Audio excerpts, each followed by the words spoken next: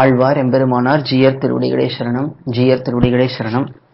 Sri Bhagavad Geetha 11th chapter, Vishwarupa Darshana Yogam. In this chapter, Bhagavan manifested his Vishwarupam to Arjuna. On seeing the Vishwarupam, Arjuna was initially very joyful, but after some time he saw the fierce nature of the Vishwarupam and became fearful, and hence he requested Bhagavan to revert back to his natural form, the four-handed form, and Bhagavan obliged. He agreed to Arjuna's request and he went back to his normal form, and seeing that, Arjuna became pacified. We saw that in the 50th shlokam, where Sanjaya said that Bhagavan again manifested his original form and also consoled Arjuna by saying some pacifying words. After that, Arjuna starts speaking. 51st shlokam is spoken by Arjuna. After that, 4 shlokams will be spoken by Bhagavan. With that, we will come to the end of the 11th chapter. Bhagavad Ramanuja has given beautiful Sanskrita commentary for Sri Bhagavad Gita named Gita Bhashyam. Vedanta Acharya has given Tatparya Chandrikai, which is another Sanskrita commentary. Puttur Sri Uve Krishna Swami Iyengar has given Tamil translation with the help of these two Sanskrita Vyakyanams for Bhagavad Gita. As part of that, he has also given word by word meanings for Gita shlokams. We have translated them into English and we are seeing the simple meanings with the help of that translation. Now we have to see 51st shlokam. Arjuna Uvacha Drishtvedam Manusham Rupam Tavasaumyam Janardana Idhanim Asmi Samvrittaha Sachetaha Prakritim Gataha. Let us see the word by word meanings. Arjuna Uvacha. Arjuna said, Janardana, O Janardana. Janardana means one who destroys birth for his devotees, and it is also explained as one who destroys people who are evil. So it has both meanings. So he is addressed as Janardana by Arjuna here. Idam tava saumyam manusham rupam. You are this beautiful human form. Drishtva, having seen. Idhanim, now. Sachetaha, having my heart regain its composure. Samvrittaha asmi, have become satisfied. Prakritim gataha asmi, I have also regained my composure.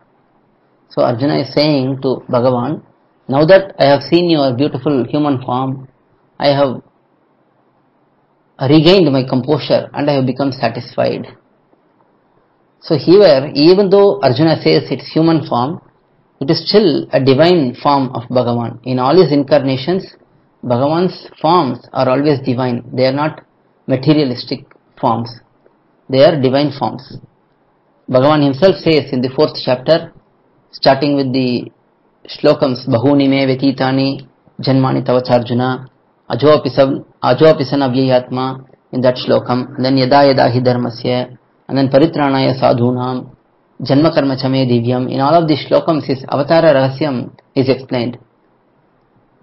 His incarnations, his divine forms, they are spiritual, they are divine. Even though he may be assuming deva forms, manushya forms, even archa forms, even though these forms may be seemingly materialistic of this world, still all of these forms, because Bhagavan has manifested in them, they are all divine forms only. So Arjuna is seeing this Bhagavan's natural form, four-handed form. He becomes very, very joyful again, and he regains his composure also. And this form is, as explained in Sri Vishnu Puranam, where Bhagavan's divine form with ayuda, various divine weapons, ayudams, ornaments, abharanams, all of these are decorating Bhagavan's divine form. Such form is explained here as Tava Saumyam Manusham Rupam. So that is 51st shlokam. And then 52nd shlokam, now Bhagavan starts speaking. He explains the greatness of Bhakti Yoga in the last 4 shlokams and also his divine form. Let us see 52nd shlokam. Shri Bhagavan Vacha Sudurdarshamitam Rupam Drishtvanasi Yam Mama Deva Apyasya Rupasya Nityam Darshana Kankshinaha. Shri Bhagavan Vacha.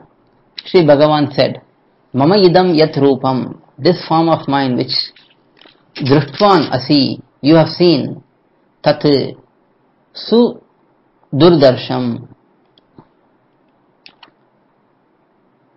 very difficult to see for anyone. Asya rupasya, this form, deva api, even devas, celestial beings, nityam, always, darshana, kankshinaha, are desiring to see. So here Bhagavan is saying, this form of mine which you have seen is very difficult to see for anyone. Even devas, the celestial beings, are always desiring to see this form.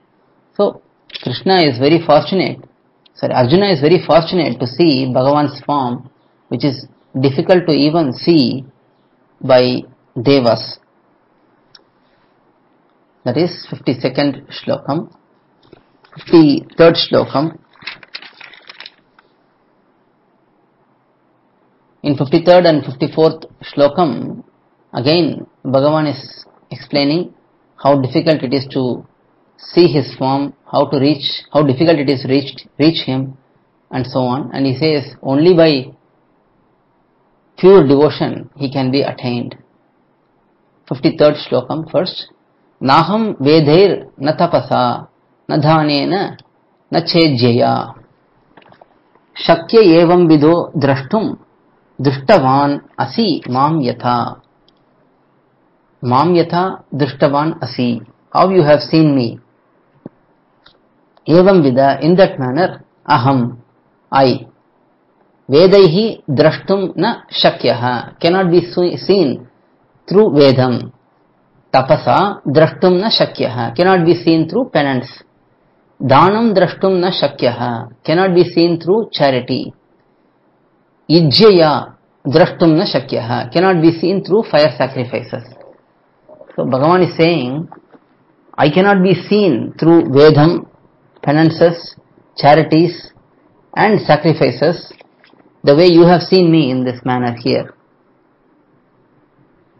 While Shastram says, and it is well known that Vedam is the main means to know Bhagavan, to understand Bhagavan, to see Bhagavan, here Bhagavan is saying that he cannot be seen through Vedam. Similarly, Tapasya, similarly charity, similarly yajnas.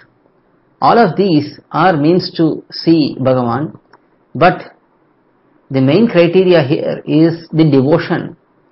Just by reciting Vedam or just by doing yajna, just by doing charity, without devotion, then one cannot see Bhagavan. But if there is devotion, which is going to be explained in the next shlokam, then one can see Bhagavan easily and attain Bhagavan too. Now we will see 54th shlokam. Bhaktya tvananyaya shakya ahamevam vidorjuna jnatum drashtum cha tatvena praveshtum cha parantapa.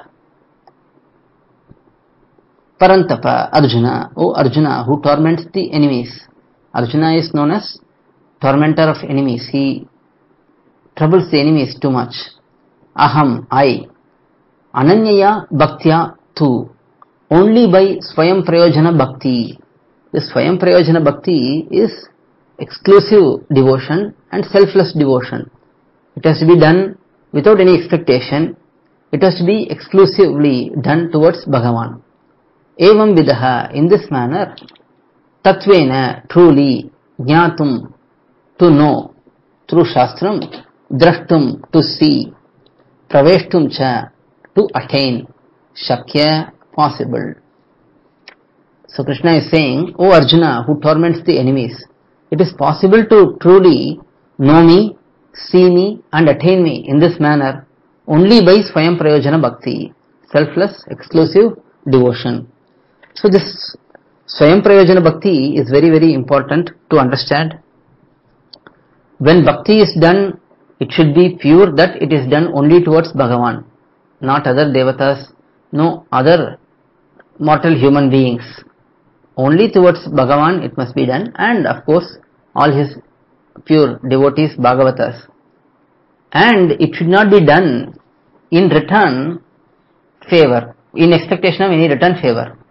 We should not be doing bhakti, having devotion to attain some other worldly pleasures or even kaivalyam or anything like that. It must be done only for the pleasure of Bhagavan.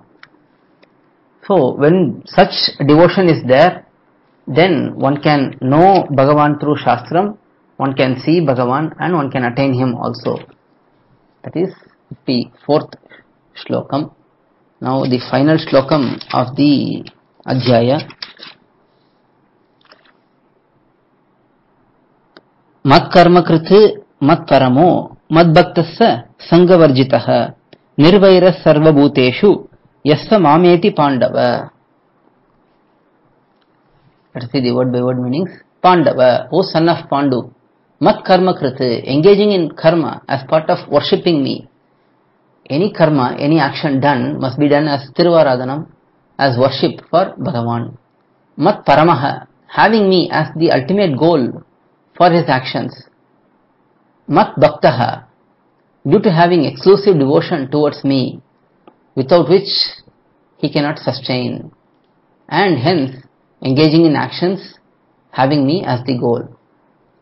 So Bhagavan must be considered as the ultimate goal, and any devotion must be done towards him only, and one should be in a state that one cannot sustain oneself without such devotion. Sangavarjitaha, having given up other results and benefits, other attachments, giving up all of that. Sarvabhuteshu nirvairaha yaha, one who is not inimical towards any creature. A pure devotee should be likable by all, and he should have affection and he should have compassion towards all. Saha, he, mameti, attains me truly. So, O son of Pandu, one who is engaging in karma as part of worshipping me, having me as the ultimate goal for his actions, due to having exclusive devotion towards me, without which he cannot sustain, and hence engaging in actions having me as the goal, having given up other results and benefits, and who is not inimical towards any other creature, such person attains me truly. So that is 11th chapter. That is the end of 11th chapter. We will move on to the 12th chapter in the next session. Alvar Emberumanar, Jiyar Tiruvadigalai Sharanam, Jiyar Tiruvadigalai Sharanam. To learn such valuable information about our Sri Vaishnava Sampradaya, please download KOYIL, KOYIL app from Google Play Store or Apple App Store. Our website is koyil.org, KOYIL.org.